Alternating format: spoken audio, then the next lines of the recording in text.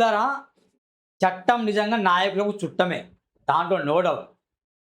ప్రభుత్వ భూములు రోజు కబ్జాలకు గురవుతున్నాయి. సూరన్న టీవీ వేదికగా ఎన్నో నిజాన్ని చెప్పుతున్నాం మనం. సూరన్న నిజంగా ప్రశ్నిస్తున్నాడు కాబట్టి వాళ్ళు డిఫర్మేషన్ పంపిస్తాను దరిద్రులు. వీడియో డిలీట్ చేయి సూరన్న అంటారు కొందరు. 10 కోట్ల డిఫర్మేషన్ పంపిస్తాను. భయపడతామా డిఫర్మేషన్లకు? సర్కారు భూములను అమ్మేసినాట మిత్రులారా, సర్కారు భూముల్ని. అంటే ప్రభుత్వ భూముల్ని అమ్మేసిన దుర్మార్గులేమో ఒకవైపు ఉన్నారు. సామాన్య పౌరులు చిన్న స్థలం కబ్జా చేసినా వాళ్ళని వెంటనే బొక్కలో వేస్తారు కదా. మరి డిప్యూటీ కలెక్టర్ అట ఆ దుర్మార్గునికి ఇచ్చే శిక్ష అయింది, ఉరి శిక్ష వేయాలి వాళ్ళకి. సర్కారు భూములను అమ్మేసిన డిప్యూటీ కలెక్టర్. రే ఈడియట్, ఉందారా కొంచెమైనా మైండ్ ఉందా? కడుపుకు అన్నమే తింటున్నావా, గడ్డి తింటున్నావా? ఏం పని అనేది? సర్కారు భూములు అమ్మేసిండట ఆయన. ఆయన నార్మల్ కలెక్టర్ కాదు, డిప్యూటీ కలెక్టర్ ఆయన. హైకోర్టు దగ్గర మరో 5 చోట్ల ప్రైవేట్ వ్యక్తికి హౌసింగ్ బోర్డు భూమి రిజిస్ట్రేషన్ అట. ఇది ఎక్కడ? హైకోర్టు దగ్గర అట, ఇంకా బయట కాదు ఎక్కడో. హైకోర్టు దగ్గర మరో 5 చోట్ల ప్రైవేట్ వ్యక్తికి హౌసింగ్ బోర్డు భూమి రిజిస్ట్రేషన్ అట.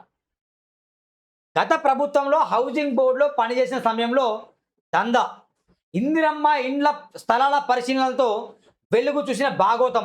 మంత్రి పొంగిరెడ్డి సీరియస్. అక్రమ సేల్ డీడ్ల రద్దుకు ఆదేశాలు. డిప్యూటీ కలెక్టర్ రాము నాయక్ సస్పెన్షన్.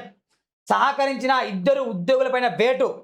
ప్రభుత్వ భూములను కాజేస్తే కఠిన చర్యలు తీసుకుంటామని హెచ్చరిక. అయితే రాము నాయక్ పైన చేయాల్సిన సస్పెన్షన్ కాదు, సర్వీస్ రిమూవల్ చేయాలి అతను.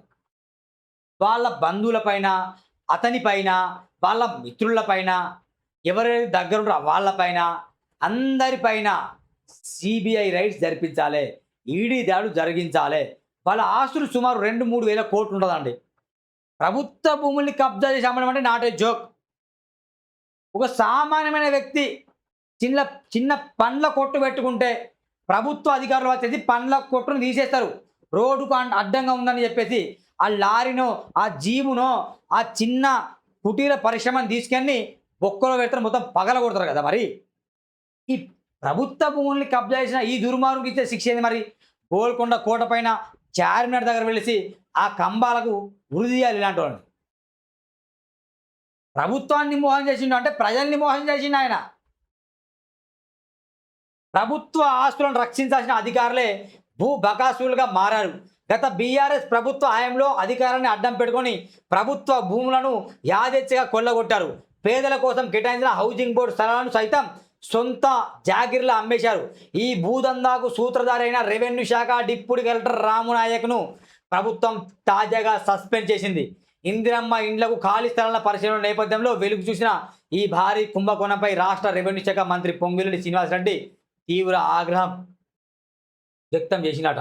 రాము నాయక్ను తక్షణమే సస్పెండ్ చేస్తూ ఉత్తర్వులు జారీ చేయడంతో పాటు అతడికి సహకరించిన మరో 2 అధికారులపై కఠిన చర్యలు తీసుకున్నారు. అక్రమ సేల్ డీడ్లను తక్షణమే రద్దు చేయాలని ఆదేశించినాట. మిత్రులారా, ఏం చేయాలట?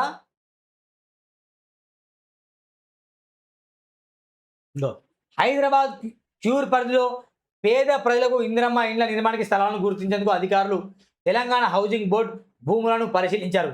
ఈ క్రమంలోనే డిప్యూటీ కలెక్టర్ రాము నాయక్ గతంలో చేసిన భూలీలాలు ఒక్కొక్కటిగా బయటపడ్డాయి.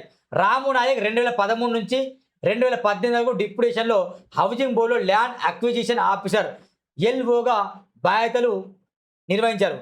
ఈ 5 ఏళ్ల కాలంలో ఆయన అనేక అక్రమ రిజిస్ట్రేషన్లు, భూదందాలకు పాల్పడినట్టు ప్రాథమిక విచారణలో నిగ్గు తేలింది. తీగలాగితే డొంక కదిలినట్టు ఈ తనిఖీల్లోనే ఆయన అక్రమాల చిట్టా అంతా బయటపడింది. గతం 2 లక్షల భూమి ఉచితంగా రాసిచ్చినాట.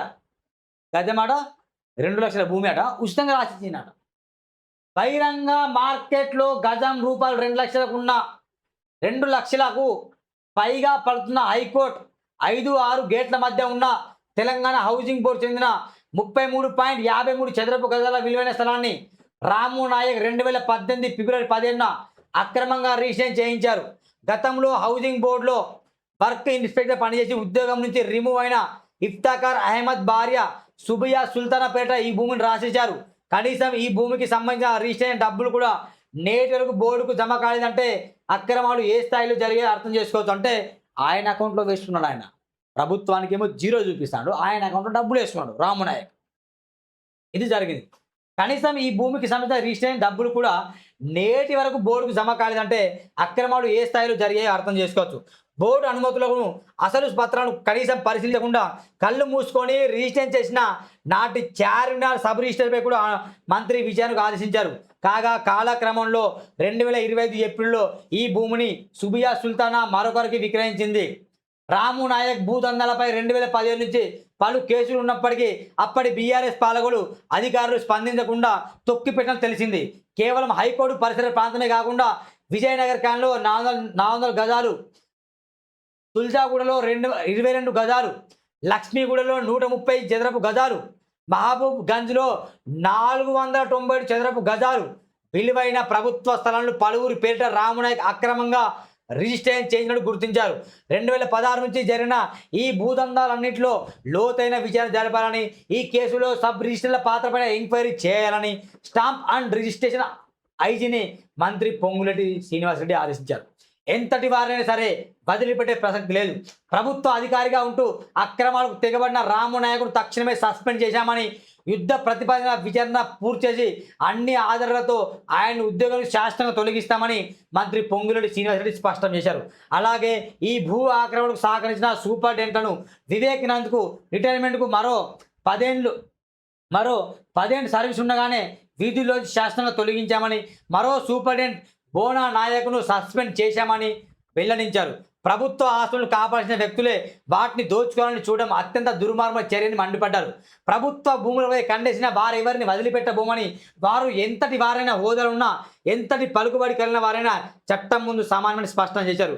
ప్రజల ఆస్తులను కబ్జా చేయాలనే దురాలోచనతో వ్యవహరించే వారిపై నిర్దాక్షిణ్యంగా చర్యలు ఉంటాయని, ప్రభుత్వ ఉద్యోగి అనే పేరుతో అక్రమాలకు పాల్పడితే శిక్ష మరింత కఠినంగా ఉంటుంది. ప్రభుత్వ భూములను కొల్లగొట్టే అధికారులకు ప్రభుత్వ సేవలో కొనసాగే అర్హత లేదు. ఇలాంటి వారిని గుర్తించి శాశ్వతంగా తొలగిస్తాం. ప్రభుత్వ భూములను ఆక్రమంగా స్వాధీనం చేసుకునేందుకు నకిలీ పత్రాలు సృష్టించే వారిపై క్రిమినల్ కేసులు నమోదు చేస్తామని వాళ్ళు చెప్తారు. జరిగిన విషయం ఏంటంటే, ఇప్పుడు భూసేకరణ జరగాలి, ఇందిరమ్మ ఇల్లు దాదాపు 2 లక్షలు ఇవ్వాలి. ఇక్కడ హైదరాబాద్లో స్థలం కావాలిగా. ఆ స్థలాన్ని పరిశీలించబోతుంటే ఈ భాగం బయటపడింది. ఈ స్థలం ఖాళీ ఉందని పరిశీలిస్తే ఆ స్థలం ఆల్రెడీ సేల్ లేవు, అమ్మేసినాడు. ఇప్పుడు రామునాయక్ అని దుర్మాడు. మరి ఏం చేయాలి చెప్పండి? కాబట్టి ఖచ్చితంగా సర్వీస్ రిమూవల్ వాళ్ళు చేస్తారట. ఎవరు ఏమైనా చేయమిస్తారా? చట్టం ముందు అందరూ సమానమే కాబట్టి ఇతనికి చట్టం ముందు సమానం కాబట్టి ఈ స్థలాన్ని ప్రభుత్వం గుర్తించి పేదలకు ఇవ్వాలి. అతన్ని శాసన ఉద్యోగం తొలగించాలి. ఉరిశిక్ష చేయాలని నేను డిమాండ్ చేస్తున్నాను. ఇది వార్త మిత్రులారా.